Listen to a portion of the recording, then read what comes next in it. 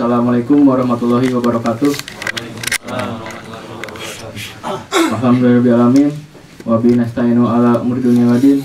Wassalatu wassalamu ala asrofil anbiya'i wal mursalin wa ala alihi wa sahbihi amma ba'du. Pertama-tama alhamdulillahirabbil alamin kita dapat berkumpul di acara yang mulia ini. Kepada Allah Subhanahu wa taala dan sahabat serta salam semoga tetap kepada Nabi Muhammad SAW, terutama dengan sahabatnya dan tabi'atnya. Untuk mempersingkat waktu, saya sebagai moderator dipersilakan untuk menyampaikan materi kepada Ustadz Irsyad Sapar. Pokoknya dipersilakan.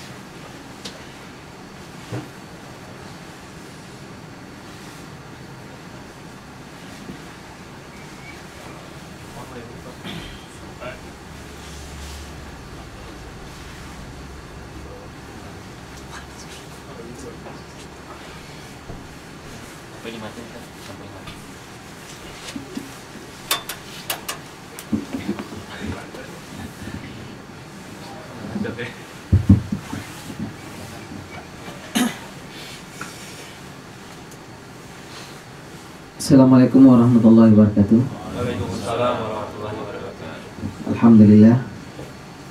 Alhamdulillahirabbil alamin. Wassalatu wassalamu ala asyrafil anbiya'i wal mursalin nabiyina Muhammadin wa ala alihi wa sahbihi ajma'in. Wa ba'd. Usikum wa nafsi bi taqwallahi faqad faza muttaqun. Ya ayyuhalladzina amanu taqullaha haqqa tuqatih wala tamutunna illa wa antum muslimun. Ikhwah dan akhwat yang dirahmati Allah, alhamdulillah kita masih diberikan kekuatan dan kesehatan oleh Allah Subhanahu wa taala untuk melanjutkan agenda kita pada hari ini. Sebelum kita masuk ke materi ini secara khusus, Anda ingin berkenalan dengan beberapa peserta. Barangkali izinkan, ini karena dingin nih banyak bergerak kayaknya harusnya. Ya. Ini nggak apa-apa nyala.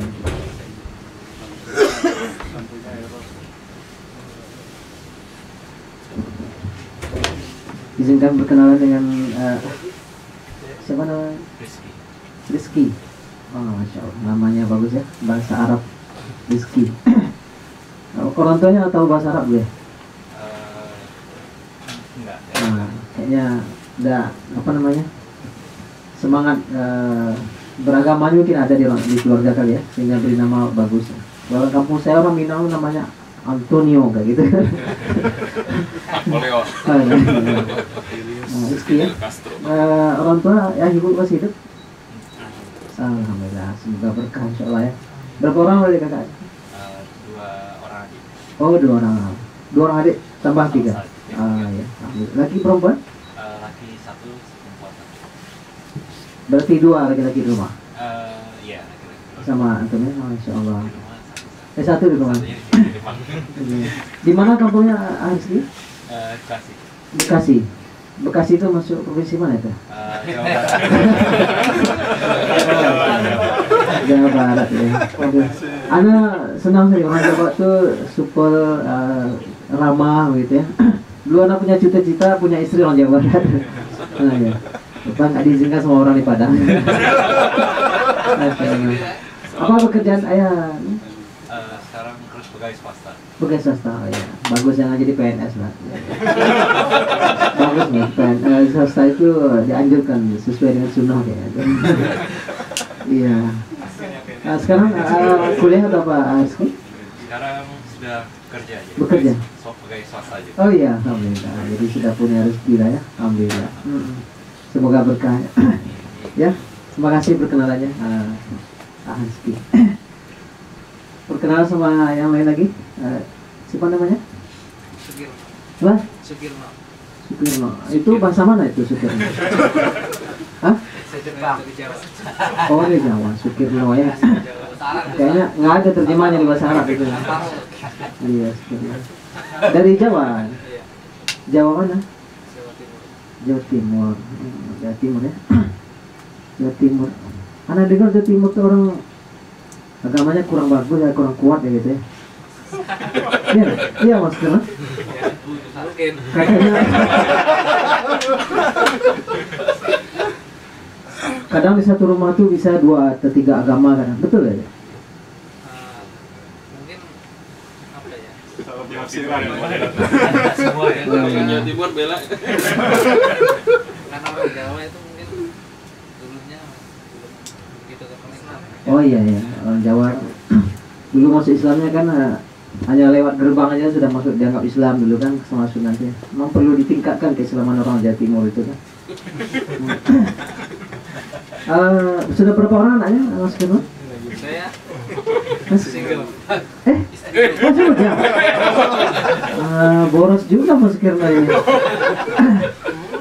Saya kira sudah punya anak 3 tadi. Ya. Keluarga ayah ibu masih hidup? Ibu, tinggal ibu. Ibu ya? Ya. Semoga Allah menyayangi ibu. Kerja ibunya? Kerja. Apa? Buruh tani. Oh, buruh tani ya. Kenapa tuh biarkan ibu masih bekerja? Untuk sekarang nih enggak. Karena saya udah kerja di sini, saya bantu dari sini. Oh, masih bekerja juga ibunya? Enggak. Oh ya, ya begitu, jangan sampai masih bekerja juga, ibu sudah tua kan? Di sini kerja apa? Saya Ketsuse. Apa tuh? Training. Training 3 tahun. Training. Oh gitu, ya. Tapi ada penghasilannya? Ada. Oh ada. Oh, iya. Nanti kerja lebih baik lagi Mas Gino ya? Insyaallah. Oh, iya. Aku aneh kuah, itu hanya Sandiora ya. Rekayasa. Itu perkenalan. Saya pertama minta maaf masuk Kirno. Pasti ikhwah menangkap ada cara berbicara berbeda dengan 2 orang ikhwah tadi ya. Apa kira-kira di antara poin-poin perbedaannya pembicaraan dengan Rizky sama Mas Kirno tadi? Apa kira-kira? Kalau dengan Mas Rizky kayaknya banyak memuji. Oh ya. Tapi dengan Mas Kino kayaknya agak gimana?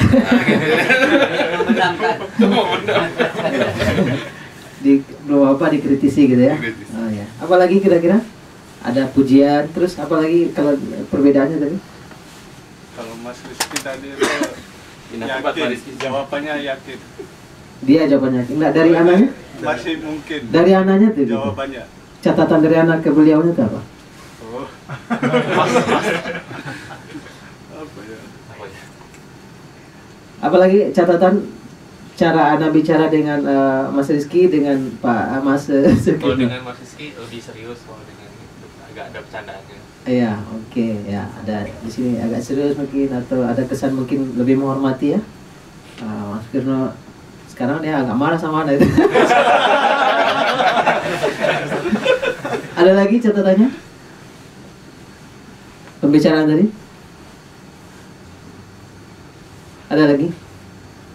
Ada di sini mendoakan ya, selain memuji mendoakan ya. Positif sini merendahkan gitu ya, kurang menghargai begitu, cepat memvonis ya. Memang Jawa Timur begitu semua atau entah betul entah enggak gitu ya. Ada lagi catatan pembicaraan tadi? Olok-olok gitu. Iya. Boros. Oh ya, itu kan ada penghinaan ya. Kok boros gitu ya. Penghinaan, betul. Padahal kita baru kenal sudah Merendahkan. iya, merendahkan. Sekali lagi minta maaf Mas Firman. Itu bukan sengaja, itu direncanakan itu. Gomang sih. Ya? Bahasa Jepangnya gomang itu dasar. Oh gitu. Ya, Mas Agil. Bicaranya enggak ya, kalau Mas Rizky lurus, tapi kalau Mas Kirma agak miring-miring. Iya gitu. Nggak menyerahkan seluruh wajahnya ke Mas Sukirno seperti Mas gitu. Beri perhatian. Ya. Ya. Baik, itu hanya sekelumit saja barangkali dalam realita kehidupan kita bisa jadi melihat situasi yang seperti itu. Materi akhlak bermuamalah sesama muslim ini, Ana yakin kita bukan sesuatu yang baru, tetapi lebih kepada tazkirah, ya. Mengingatkan. Fadzakir fa inna dzikra tanfa'ul mu'minin. Ingatkanlah, beri peringatanlah, karena mengingatkan itu atau peringatan itu bermanfaat bagi orang-orang beriman. Dan justru akhlak inilah tampilan dari Al-Quran yang tadi kita berinteraksi. Ya, akhlak inilah merupakan tampilan dari Al-Quran yang kita sudah berinteraksi dengannya. Allah Subhanahu Wa Taala menyatakan dalam surah Al-Qalam, wa innaka la'ala khuluqin 'azim. Sesungguhnya engkau wahai Muhammad benar-benar berbudi pekerti yang sangat agung. Jadi Rasulullah SAW nggak kita ragukan lagi keunggulannya dalam beribadah, sampai bahkan kadang bengkak kakinya. Pernah Rasulullah SAW seperti yang diriwayatkan oleh Hudzaifah dalam hadis yang sahih, Rasulullah itu sholat malam. Ini juga ada riwayat dari Ibnu Mas'ud. Beliau sholat malam membaca Al-Baqarah, kemudian dia baca An-Nisa, kemudian dia baca Al-Imran. Dia urutan mushaf Ibnu Mas'ud. Ibnu Mas'ud juga punya mushaf sendiri, dia tulis urutannya agak beda ya. Al-Baqarah, An-Nisa, Al-Imran. Walaupun nanti semua mushaf itu kan dibakar, yang tersisa mushaf Utsman. Itu dibaca 1 rakaat. Sampai Hudzaifah berniat buruk, itu kepanjangan sholatnya, mau meninggalkan saja Rasulullah lagi sholat, karena dia ikut di belakang Rasulullah. Dikiranya Rasulullah rukuk dalam 100 ayat, rupanya lanjut.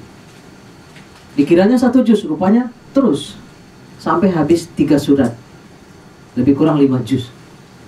Lalu baru rukuk. Dalam hadis diriwayatkan rukuknya itu nahwan min qiyamihi. Rukuk hampir sama panjang dengan berdirinya. Lalu i'tidal hampir sama panjang dengan rukuknya.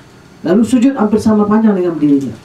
Itu 2 rakaat sudah masuk waktu subuh gitu. Cobalah kita berdiri sholat baca 5 juz, berapa lama berdiri? Tidak ada yang kita meragukan tentang ibadah Rasulullah SAW. Para sahabat mencemburui atau ingin seperti itu. Tapi kita tidak temukan Al-Quran 1 ayat pun Allah memuji ibadah Rasulullah. Justru yang kita temukan ayat adalah Allah memuji akhlak Rasulullah SAW. Begitu posisi akhlak dalam Islam. Ya, Allah Subhanahu Wa Taala memuji Rasulullah SAW, wa innaka la'ala khuluqin 'azim. Akhlak Rasulullah itu sangat agung. Ya, ini menunjukkan dan mengisyaratkan kepada kita betapa akhlak sangat-sangat istimewa.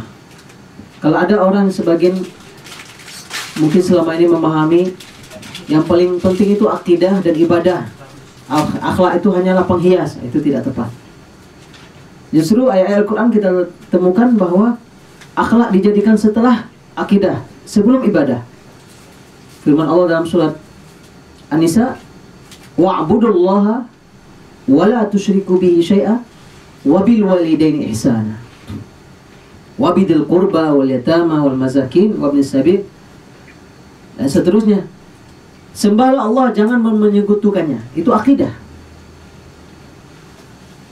Wabil walidaini ihsana, dan kepada kedua orang tua berbuat baiklah. Wa qada rabbuka alla ta'budu illa iyyah wa bil walidaini ihsana. Allah tetapkan agar kamu tidak menyembah kecuali hanya Allah, dan kepada kedua orang tua berbuat baiklah. Jadi akhlak menjadi nomor 2 setelah tauhid, setelah mengesahkan Allah Subhanahu Wa Taala.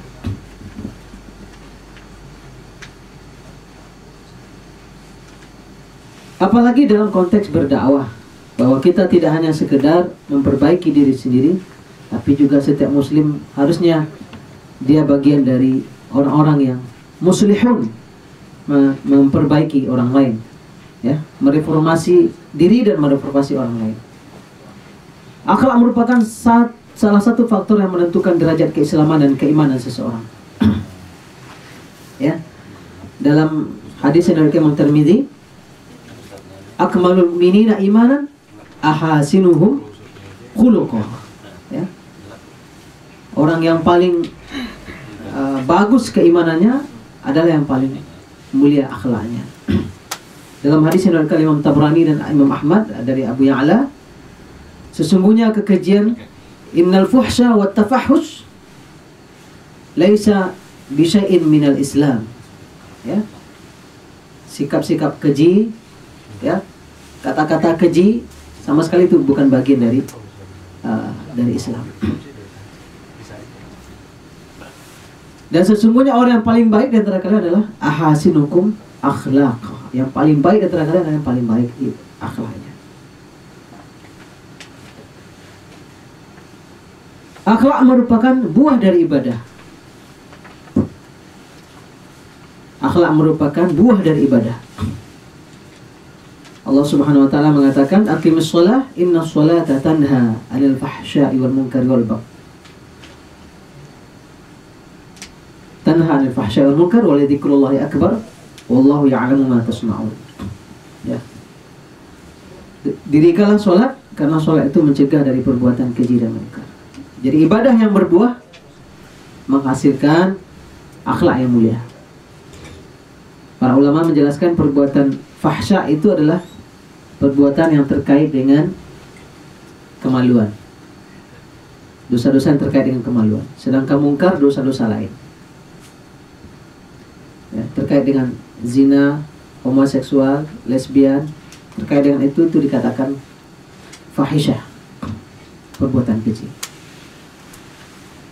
Sehingga kalau ada orang yang mungkin kelihatannya ibadahnya kelihatannya maksimal tetapi tidak ada cerminan dalam perilaku, tentu yang bersangkutan mesti memperhatikan kembali ibadahnya. Kenapa?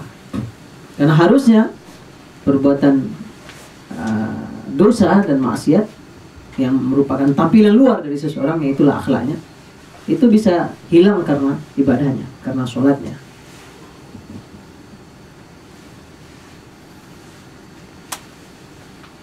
Keluhuran akhlak merupakan amal terberat hamba seorang hamba di akhirat kelak.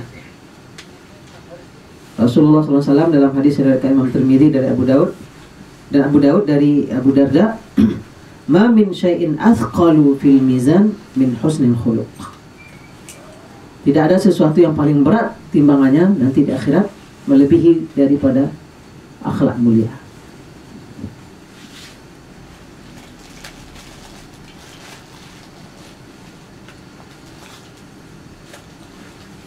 Rasulullah SAW bersabda, hadis muttafaqun alaih, "Inna min khiyarikum ahasinakum akhlaq." Orang-orang terpilih di antara kalian adalah yang paling baik akhlaknya. Ini orang manusia pilihan di kalangan umat Rasulullah ini adalah yang paling baik akhlaknya. Oleh karena itu, akhlak mulia itu jati diri seorang muslim. Akhlak mulia merupakan jati diri seorang muslim. Ini beberapa faktor yang menyebabkan berakhlak, berperilaku terpuji merupakan sesuatu yang sangat penting bagi setiap muslim dan muslimah, apalagi ketika dia menjadikan dirinya sebagai orang yang berdakwah di jalan Allah. Kita menyadari bahwa Islam masuk ke negeri kita Indonesia tidak dengan perang, tidak dengan pedang, tapi masuk dengan akhlak dan perilaku para pedagang yang hadir dan datang ke Indonesia berbisnis atau berdagang, berniaga, tapi perilaku dan akhlak mereka kemudian sangat-sangat menimbulkan simpati masyarakat Indonesia sehingga Islam masuk ke Indonesia tanpa perang. Baik, ikhwah dan akhwat rahmati Allah, ini beberapa akhlak bermuamalah sesama muslim yang mesti selalu kita jaga, yang kita hadirkan dalam perilaku kita sehari-hari. Yang pertama, menghormati yang lebih tua dan menyayangi yang lebih kecil. Dari hadis Amr bin Shu'aib, dari ayahnya, dari kakeknya, Rasulullah SAW telah bersabda, "Laisa minna man lam yarham saghirana wa ya'rif syarafa kabirana." Bukanlah bagian dari kita, kata Rasulullah, tidak termasuk bagian dari kami orang yang tidak menyayangi yang kecil di antara kami dan mengenali kemuliaan orang yang dewasa atau yang tua. Jadi menghormati yang lebih tua, sayang kepada yang lebih kecil, itu akhlak standar seorang mukmin atau seorang muslim. Nah, ini tentunya dalam sikap hadir gitu, baik dalam berkata, dalam bergaul. Kalau di Sumatera Barat, adat kita mengajarkan begini, ada perkataan istilahnya kata mendaki itu digunakan untuk orang lebih tua, kata menurun untuk yang lebih kecil, mendatar untuk teman sejawat, kata melereng untuk sesuatu yang tidak pas kalau langsung tapi kiasan. Kiasan ini juga ada dalam sastra Arab ini. Karena yakin di setiap daerah lain juga ada budaya semacam itu, karena manusia sangat senang atau secara tidak langsung ditulis di keningnya, hormati saya, kalau hargai saya, sayangi saya. Maka ini mesti kita hadirkan dalam perilaku kita sehari-hari, ya, menghormati yang lebih tua dan menyayangi yang lebih kecil. Kemudian yang kedua, tawadhu kepada sesama muslim. Ya, tidak boleh merendahkan seperti tadi, meremehkan, ya. Terkesan angkuh atau sombong di depan muslim yang lain. Tidak boleh sama sekali. Tercela itu seorang muslim merendahkan muslim yang lain. Allah Subhanahu wa taala berfirman kepada Rasulullah dan tentu juga kepada kita, "Waqfid janahaka liman ittaba'aka minal mu'minin." Rendahkanlah dirimu kepada orang-orang beriman yang mengikutimu. Fa in asauka faqul inni bari'um mimma ta'malun. Kalau mereka mengingkarimu atau bermaksiat kepadamu, maka katakanlah, aku berlepas diri dan tidak bertanggung jawab terhadap apa yang kalian perbuat. Rasulullah SAW saja diminta oleh Allah SWT untuk tawadhu kepada umatnya, kepada pengikutnya. Bahkan ada satu surat turun karena Rasulullah salah bersikap ketika seorang buta datang ingin belajar kepada Rasulullah, tapi Rasulullah sedang sibuk ingin mendakwahi orang-orang terhormat. Lalu Rasulullah bermuka masam dan berpaling dan lebih antusias kepada orang-orang terhormat ini. Maka turun satu surat, kan? Abasa wa tawalla an ja'ahul a'ma. Rasulullah bermuka masam dan berpaling ketika datang ada seorang buta untuk belajar, ingin mensucikan diri. Dan ini menjadi abadi, salah satu surat yang menegur Rasulullah SAW, abadi sampai hari kiamat. Dan juga menjadi bukti otentik bahwa Al-Quran itu bukan karya Muhammad. Karena kalau karya dia pasti nggak ada yang bernuansa teguran kepada Rasulullah ada di dalamnya, pasti sudah hilang.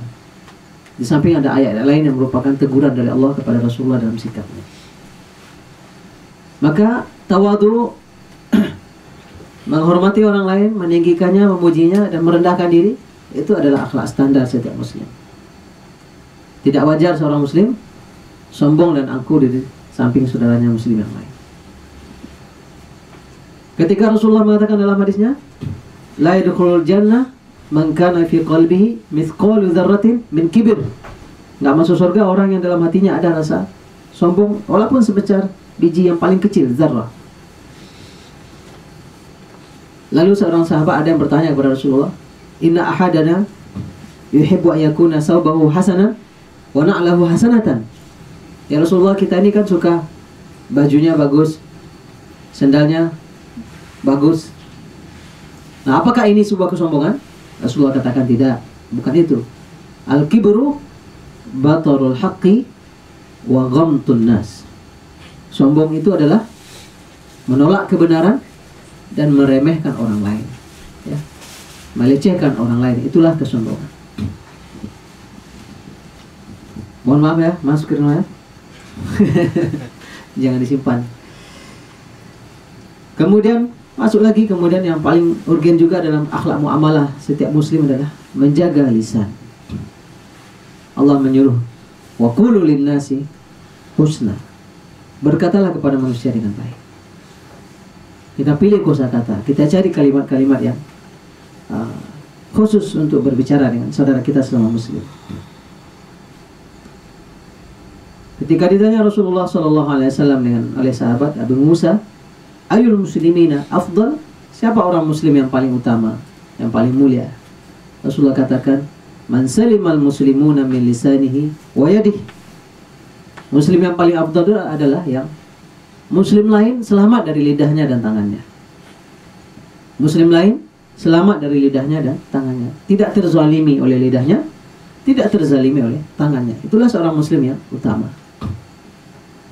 Rasulullah SAW juga menyebutkan bahwa ketika dia mengajarkan kepada Muaz hal-hal yang sangat prinsipil dalam Islam, rukun Islam, akidah, tauhid, sampai ketika Rasulullah mengajarkan kepada Muaz,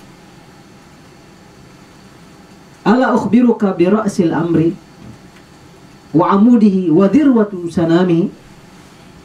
Maukah kamu, hai Muaz, aku ajarkan pokok segala urusan dan tiangnya dan puncaknya? Bala ya Rasulullah, kata Muaz. Iya, saya ingin diberitahu.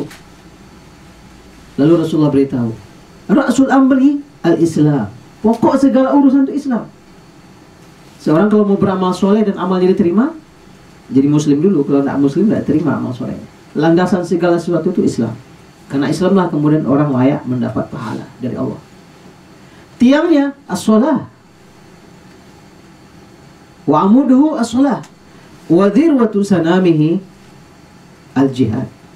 Dan puncaknya adalah jihad.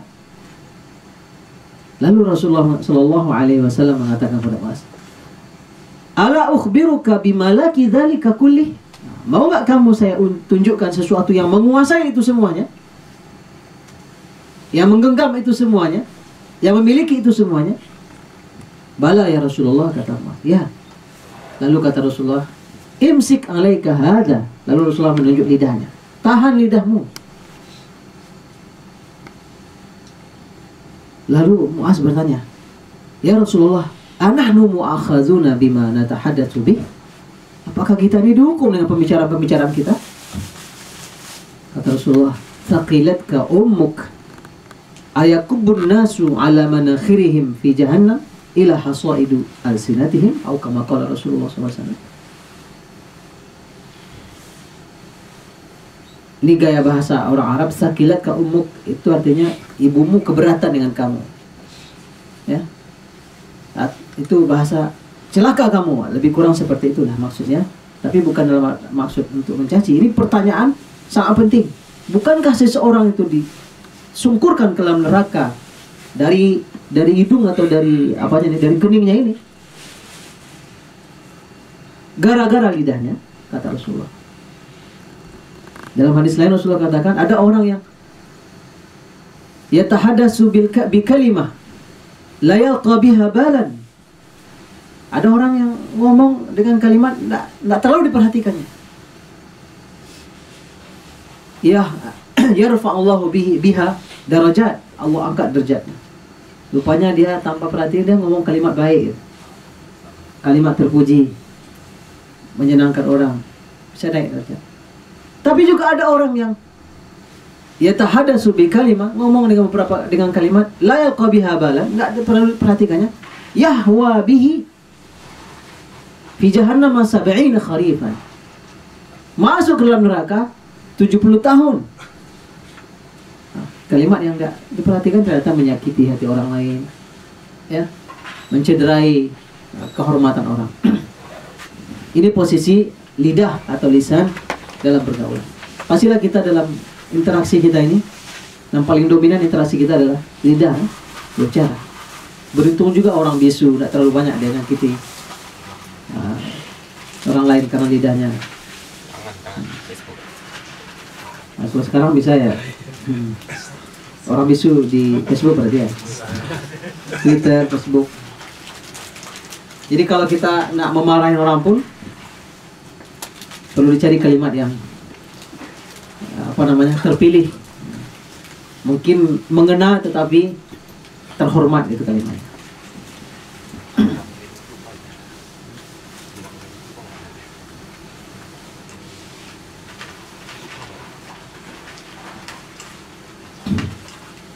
Yang keempat, akhlak muamalah sesama muslim adalah menutup aib saudara kita muslim.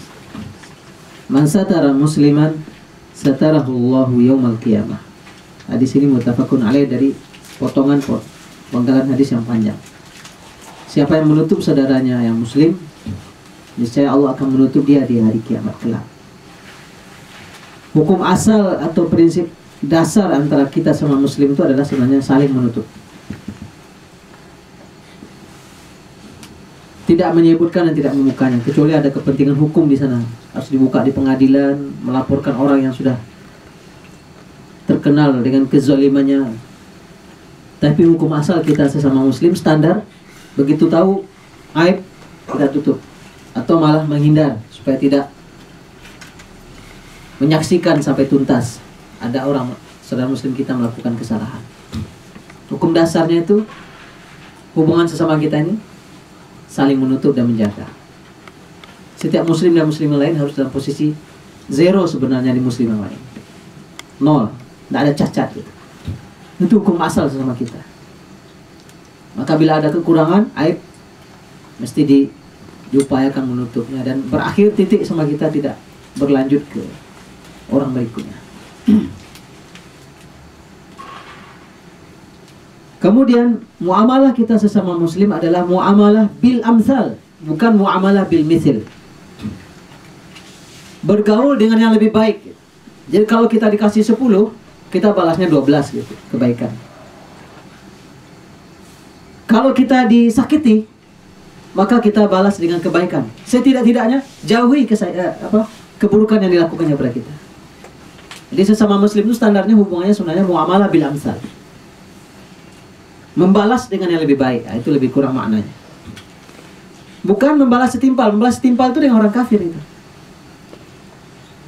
Perangilah orang-orang yang memerangi kamu dan jangan melampaui batas.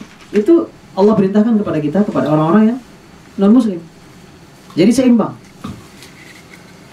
Tapi kalau sesama muslim, Imam As-Albana menggunakan istilahnya begini: kun fin nasi kasyajar yarmunaha bil hajar wa tarmihim bis thimar. Ya, jadilah kalian itu di tengah manusia seperti pohon yang berbuah. Dilempar sama orang pohon itu dengan batu, dibalas sama pohon itu dengan buah. Ya, ini kerjaan kita waktu kecil-kecil dulu kan. Lempar mangga, dibalas oleh mangga dengan, kita lempar dengan batu, dibalasnya dengan mangga. Kalau ada batu yang berarti ada yang lempar di sebelah sana. Dibalas sama lebah oleh mangganya. Kena lebah. Jadi prinsip dasarnya muamalah sesama kita muslim ini muamalah bil amsal. Ya. Ini bagaimana sikap Utsman bin Affan ketika fitnah terakhir menjelang beliau terbunuh syahid. Beliau sudah terkepung, nggak bisa lagi keluar dari, dikepung sama orang. Orang-orang sudah mabuk, tertipu oleh fitnah, tertipu oleh syubhat orang-orang Yahudi dan sebagainya. Mengepung Utsman dan nanti mereka bunuh Utsman yang sedang puasa hari itu. Ada yang mendatanginya, mengadukan kepada Utsman itu. Ubaidillah bin Adi menemui Utsman yang sudah terkepung. Engkau imam seluruh umat, imam resmi engkau. Tapi engkau dalam kondisi seperti ini. Lalu yang jadi imam kita sekarang mengimami kita sholat, imam fitnah. Jadi sholat berjamaah tetap berlangsung di Madinah, tapi nggak lagi Utsman jadi imam. Yang jadi imam adalah imam fitnah. Jadi berat memang situasi ketika Utsman mau menjelang akhir hidupnya. Fitnah begitu berat. Karena yang menyerang itu mereka juga sholat. Sehingga kami tidak nyaman. Nahnu nataharraj. Lalu Utsman menjawab, salat adalah perbuatan baik. Ya. As-salatu ahsanu ma ya'malun nas. Salat itu perbuatan yang paling baik dilakukan orang. Jadi kalau ada yang salat, ikutlah salat. Perbuatan baik. Kalau nanti mereka berbuat buruk, fajtanib isa'atahum. Jauhi keburukan mereka. Imam Bukhari mengabadikan ini riwayat ini dalam hadis ini. Jadi standar akhlak seorang muslim al-mu'amalah bil amthal. Membalas lebih baik, bukan membalas setimpal.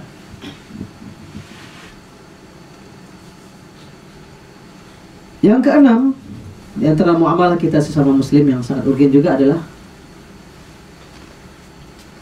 yassiru wala tu'assiru, wabashiru wala tunaffiru.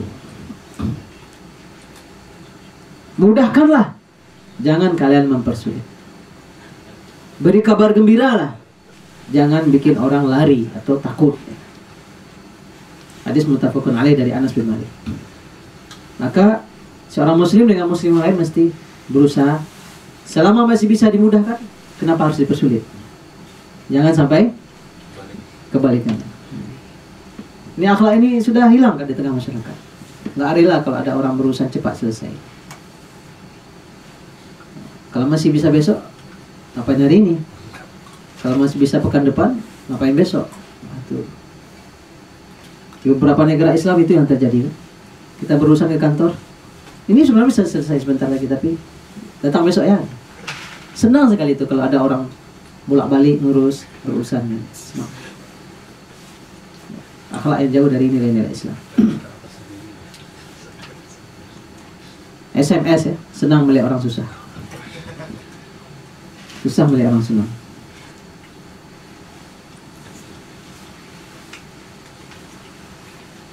Akhlak berikutnya dalam bergaul, karena ini yang terus kita berikan ke orang ya. Kita bicarakan akhlak yang memberikan kepada orang lain. Menebar cinta, menuai cinta. Ya. Rasulullah SAW menyebutkan dalam hadis muttafaqun alaih, la tadkhulunal jannah hatta tu'minu. Kalian tidak akan masuk surga sebelum kalian beriman. Wa la tu'minu hatta tahabbu. Dan kalian belum akan beriman sebelum kalian saling mencintai. Awala adulukum idza fa'altum awala adulukum ala syai'in idza fa'altumuhu tahabbtum. Absus salama.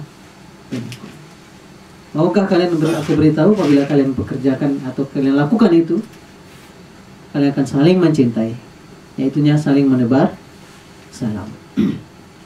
Intinya adalah Rasulullah menyuruh kita untuk saling mencintai, menebar cinta, menuai cinta.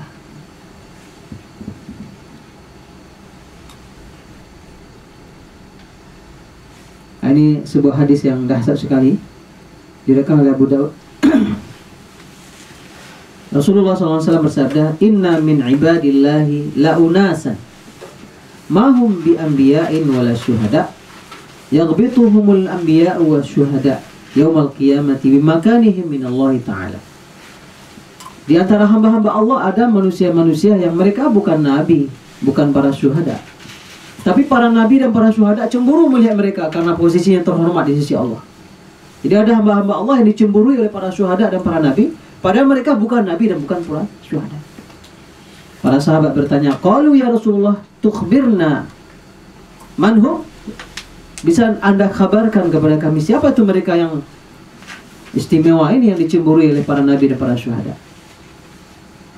Rasulullah menjawab, hum qaumun tahabbu bi ruhillah ala ghairi arhamin bainahum wal amwalin yata'atawnaha. Mereka itu siapa? Mereka yang saling berkasih sayang dengan ruh Allah Subhanahu wa taala. Saling berkasih sayang sesama mereka, tanpa ada ikatan darah atau rahim ya, bukan saudara kandung. Juga nggak ada kerjasama bisnis saling mereka kerjakan, nggak ada. Tapi mereka bersaudara dan saling berkasih sayang. Fa wallahi, demi Allah kata Rasulullah, inna wujuhahum lanurun. Wajah mereka itu cahaya. Ini kalau dalam bahasa Arab dikatakan tasbih ya. Tasbih itu salah satu sastra atau gaya bahasa untuk membuat ucapan itu indah, bagus. Sehingga digunakan tasbih. Tasbih itu menyamakan. Misalnya wajahnya Akh Rizky itu indah bagaikan matahari. Itu menyamakan wajahnya dia dengan matahari, bercahaya gitu. Tapi itu tasbih paling bawah itu, paling rendah pemujiannya. Ya. Wajahnya Mas Sukirno matahari. Kalau tadi bagaikan matahari. Kalau ini wajahnya Mas Sukirno matahari. Berarti sama dia. Kalau tadi mungkin matahari 100%, dia Mas Rizky 90 lah gitu ya. KW2. Tapi wajahnya matahari, berarti sama. Podo dia. Nih ada pujian di atas itu lagi. Itu nomor 2 pujiannya. Ada lagi di atas itu lagi tuh orang Arab, para pujangga memuji ya. Gimana pujian di atas itu lagi? Setelah wajahmu matahari, apa lagi di atas itu lagi? Lebih indah. Di atas matahari. Tapi itu bahasanya kurang cantik. Kalau wajahmu lebih indah dari matahari, kurang cantik bahasanya. Wajahmu bukan matahari. Nah, jadi pujangga itu memang dasar dia memuji raja untuk juga dapat gaji kan. Matahari bercahaya terang seperti wajah khalifah. Nah, coba. Wajah yang asli, matahari yang niru. Jadi kita mandang ke langit, duh matahari putih sekali ya, seperti wajah antum. Ah, itu pujiannya selangit itu. Lebih tinggi lagi itu sasarannya. Nah ini Allah menyamakan ya, Allah memuji ya. Kalau tadi namakan tasbih maklub itu, menyempurnakan menyerupai tapi kebalik itu. Seharusnya diserupakan tuh ke yang aslinya kan. KW niru yang asli. Ini dibalikkannya, yang asli niru yang. Tapi Allah ini memuji sudah pujian yang tinggi. Rasulullah memuji ya. Fa wallahi inna wujuhahum lanur. Wajah mereka cahaya. Ini wajahnya itu cahaya. Bukan wajahnya bercahaya itu. Masih rendah kan? Wajahnya adalah cahaya. Wa innahum ala nur, dan mereka di atas cahaya. La yakhafuna idza khafan nas wa la yahzanuna idza hazinan nas. Mereka enggak ada rasa takut saat orang takut, dan mereka enggak ada rasa sedih ketika orang sedih. Siapa mereka? Al-mutahabbina fillah. Orang-orang yang berkasih sayang karena Allah Subhanahu wa taala. Segitunya mereka posisinya dan dicemburui oleh para nabi dan para syuhada. Ini tentunya hanya akan hadir apabila muamalah sesama muslim adalah muamalah bil amsal ya. Muamalah lebih baik, muamalah yang terpuji dan terhormat sesama muslim. Sebenarnya banyak lagi ikhwah dan akhwat yang rahmat Allah, hal-hal yang sangat-sangat aplikatif dalam kehidupan kita sehari-hari. Hanya sebagai contoh sederhana tadi kita contohkan dalam baru bicara sedikit ya. Kadang mungkin kita tanpa sadari pembicaraan kita dengan saudara kita kiri dan kanan kadang bikin dia sedih. Kok dia ngomong begitu kepada saya tadi, tanpa kita sadari. Atau sebaliknya bikin seseorang melambung hari itu. Si fulan betul-betul menghormati saya, menghargai saya. Kok sayang sekali dia sama saya. Bikin kita GR gitu. Rasulullah seperti itu dengan para sahabat. Sehingga semua sahabat satu persatu merasa dia orang paling dekat dengan sahabat. Saya yang paling dekat dengan sahabat. Dengan Rasulullah. Kenapa? Kemarin Rasulullah begini-begini. Padahal yang lain juga dibegitukan. Jadi mengira dia yang paling dekat dengan Rasulullah SAW. Kalau harus ada yang diperbaiki atau dikritisi, tetap akan dipilih kalimat yang yang tidak menyinggung. Rasulullah pernah menyebutkan dalam hadisnya, ni'mal abdu, ni'mal rajulu Abdullah idza qama al-lail. Sebaik-baik hamba atau sebaik-baik orang adalah si Abdullah kalau dia sholat malam. Abdullah tadi yang dikatakan itu, apa efeknya? Semangat dia sholat malam. Karena nasihatnya berbasiskan pujian, bukan berbasiskan celaan. Begitulah interaksi kita atau muamalah kita sesama muslim. Dan ini yang kita katakan tentunya akhlak yang Qur'ani. Nah, sebagaimana kita begitu semangatnya membersihkan hati kita dari syirik, menguatkan tauhid kita. Juga begitu getolnya kita menambah ibadah kita kepada Allah SWT, rukuk, sujud, sholat, tilawah. Tapi juga kemudian mesti menghiasi diri dengan akhlak mulia yang tampilan luar itulah seorang muslim. Bahkan sholat, puasa, zakat kita bisa tergerus oleh kesalahan akhlak. Orang yang memukul orang lain, menumpahkan darah orang lain, yang melukai orang lain, yang mencederai orang lain, justru pahala ibadahnya nanti harus dibayarkan sebanyak kesalahannya itu kepada orang-orang yang telah disakitinya. Demikian barangkali ikhwah dan akhwat dirahmati Allah, paparan singkat terkait akhlak bermuamalah sesama muslim. Barangkali kita di Jepang banyak menemukannya, kita kadang jadi malu dan kita tentu menirunya, menghadirkan nilai-nilai akhlak ini. Allah alam shawab. Assalamualaikum warahmatullahi wabarakatuh. Waalaikumsalam.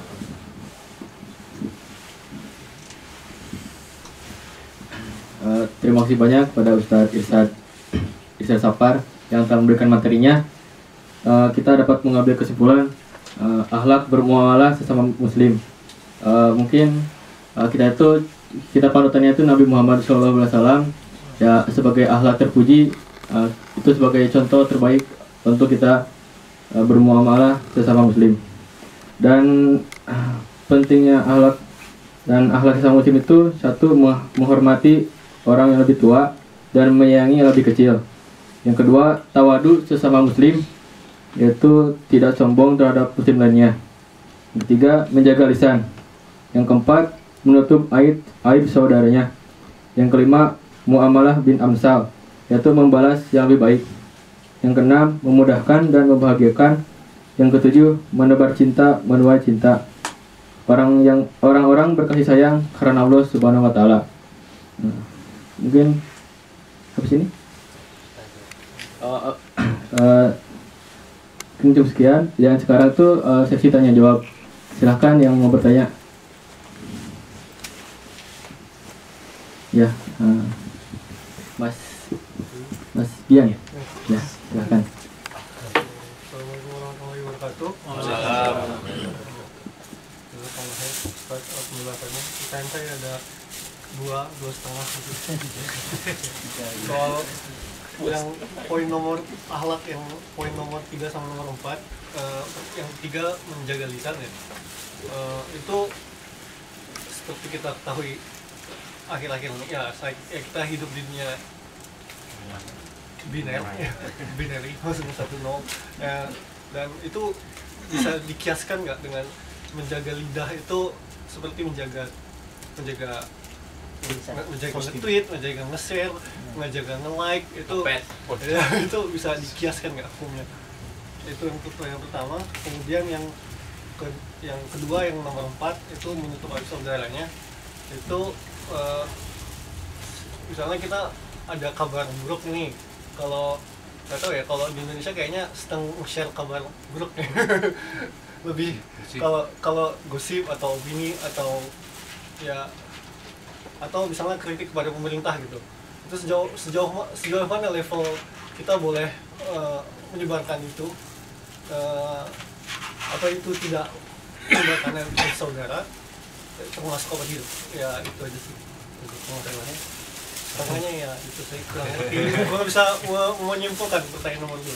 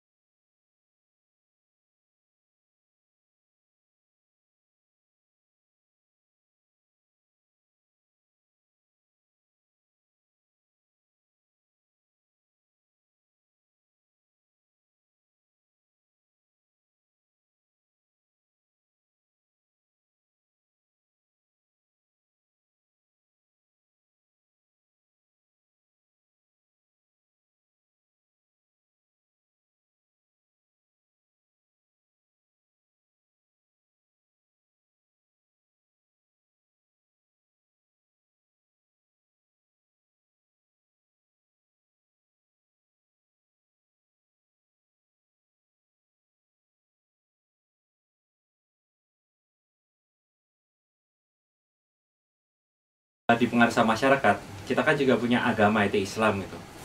Islam salah satunya dengan kita belajar Al-Quran gitu. Al-Quran, hadis-hadis juga. Dan kira-kira gimana sih ya misalnya Islam itu atau Al-Quran itu bisa melakukan pembentengan terhadap atau pembangunan akhlak seseorang gitu, hingga dia tuh bisa, walaupun lingkungannya buruk gitu atau lingkungan yang buruk itu bisa lepas semua gitu, jadi kembali ngikutin akhlak Rasulullah gitu. Itu bagaimana ya gimana kira-kira emang susah sih Mas Pejawat. Pertanyaan nggak susah sih. Sekian. Ya, Allah alam bisawab, sejauh yang Anda pahami dalam soal itu, Rasulullah dari awal dan sudah banyak hadis ya yang menyebutkan bahwa memang lingkungan dan teman kita bergaul dengan siapa itu mempengaruhi. Nah, Rasulullah mengatakan dalam hadisnya, Al-mar'u ala dini khalilih, falyanzur ahadukum man yukhalil. Seseorang itu tergantung agama temannya. Maka hendaklah setiap kali memperhatikan dengan siapa dia berteman. Berarti teman itu mempengaruhi agama seseorang. Nah, sekarang kita menghadapi lingkungan yang tidak kondusif, masyarakat tidak kondusif. Mesti dibikinkan lingkungan itu. Yang paling maksimal lingkungan yang dibuat itu adalah yang direkayasa itu pendidikan. Ya, kalau dominan anak-anak yang memang relatif mudah diwarnai, waktunya dominan untuk hal-hal yang positif, jam pelajaran sekolah jam 7 sampai jam 3 secara mayoritas itu terkendali, berperilaku, bertutur kata, maka pengaruh masyarakat bisa minim. Tapi kalau di sekolah juga tidak tertata dengan baik, lepas begitu saja, tidak terraut tutur kata, akhlak, perilaku, di masyarakat apalagi, ya sudah habis, karena seseorang sesuai dengan agama temannya. Perumpamaan teman duduk yang baik dan teman duduk yang buruk, Rasulullah umpamakan seperti penjual wangi-wangian dan penjual arang. Penjual wangi-wangian, kalaupun nggak kita beli wangi-wangiannya atau dia nggak kasih kita, setidaknya dari dia kita punya dapat aroma harum itu. Yang penjual arang, kalaupun dia nggak akan bakar baju kita, setidaknya bau asapnya ada sama dia. Jadi perumpamaannya seperti itu. Berarti sangat urgen membuat lingkungan, menghadirkan lingkungan, karena dengan lingkungan itu kita bisa menerapkan agama. Kenapa Rasulullah mesti harus hijrah? Karena tidak mungkin lagi agama ditegakkan di lingkungan Mekah waktu itu. Mesti dihadirkan lingkungan baru. Nggak bisa menerapkan agama itu. Mesti dihadirkan. Maka begitu juga kita di tengah masyarakat. Sekolah, dunia pendidikan besar perannya. Tapi nggak cukup itu saja. Dalam sejarah umat Islam, perilaku, akhlak sebuah bangsa memang sangat dominan ditentukan oleh penguasanya. Ya. Bahkan termasuk keyakinan. Ketika khilafah Islam yang dulu akidahnya Mu'tazilah, akibatnya Mu'tazilah menguat. Yang anti Mu'tazilah masuk penjara, disiksa. Maka perilaku kemudian mewarnai masyarakat. Jadi dunia pendidikan termasuk kemudian adalah penguasa yang membuat regulasi, aturan, suasana mesti dikondisikan memang sehingga akhlak mulia tadi itu bisa menjadi hadir dan lahir, muncul dalam perilaku setiap pribadi muslim dan muslimah. Yang kira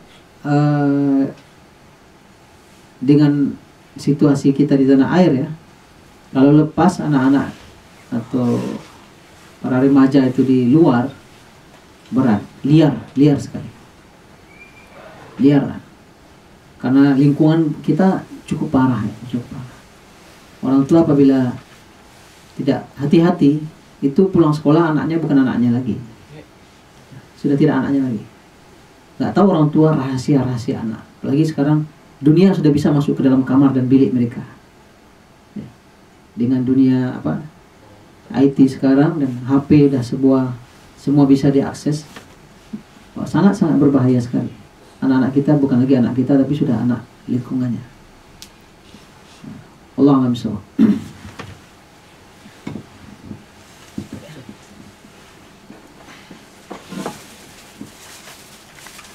Terima kasih kepada Ustadz Irsyad Sapar yang telah memberikan materinya dan jawaban-jawaban dari pertanyaannya.